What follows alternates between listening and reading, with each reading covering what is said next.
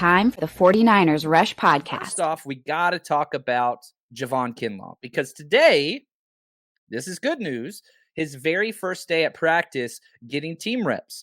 So Kyle Shanahan talked about this and the plan with Javon Kinlaw moving forward. I just want to see him get through practice and play some football. I mean, Javon's got everything in his body and in his mindset that he's going to be a hell of a player.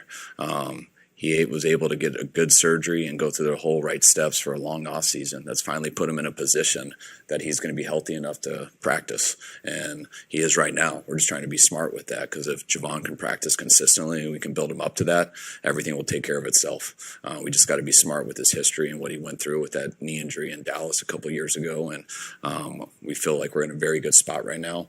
We just don't want to get too excited and throw him out there so much and have a setback. So Javon's just about taking it one day at a time. And after every practice, taking care of himself and trying to avoid any setbacks.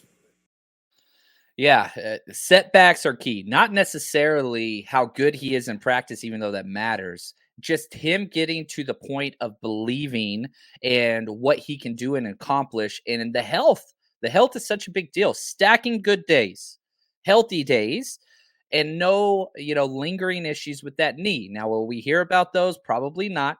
But it's going to be interesting. Now, the human quad himself, Nick Bosa, spoke yesterday. Shout out to Juan Solis, as always, for getting these clips. He's incredible. Listen to Nick Bosa talk about Kinlaw. Yeah, he looks awesome. I think since he came in, he was laboring a little bit on that knee. So it was kind of a matter of time before he had to get it fixed. And I'm glad that he's feeling the best he's felt. And he's got a good diet going. He's got a good routine. So I'm just excited for him to take some reps. I think tomorrow's his first day. So, yeah, I think the sky's the limit for him. And man, we just gotta get him there. Right? I'm not worried about Ridgeway long term. I'm not worried about Eric Armstead long term.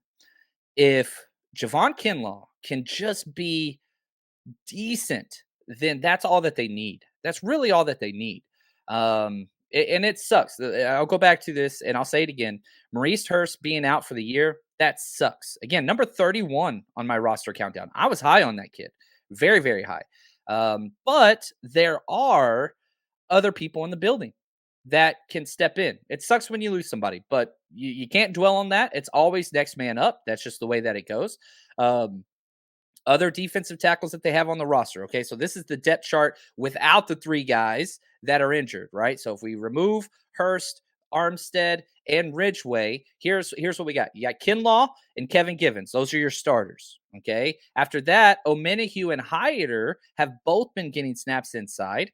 Plus Alex Barrett, he's always been a roster bubble practice squad guy that's been around for about 3 years for the 49ers. He could play inside. Kevin Atkins, undrafted free agent. You just signed Robert Kendiche and Tomasi Lalali, both of who you signed this week. So there's guys there. There's bodies there. Not the biggest concern. Now, Rohan, my man Rohan, I was on with him yesterday. Hopefully you guys enjoyed that show. He's at camp today. He put this out there. The D-line rotation today. The second team D-line, Omenihu at edge, Hyder at tackle, Barrett at tackle, Jordan Willis at edge. That's the second team rotation today. And the third team, rookie Drake Jackson at end, Kimjichi at tackle, Kevin Atkins at tackle, and Kamiko Toure at end. So you're starting to see, you're seeing what it looks like. Now, my guess is Hyder might stay inside for good now. That's a possibility. And, if there was anybody that was on the fence about Hassan Ridgeway, those days are over. That dude is a lock to make this roster. I thought he was a lock beforehand, but now he's 100% locked. Kevin Givens, 100% locked. There's four defensive tackles making this roster guaranteed.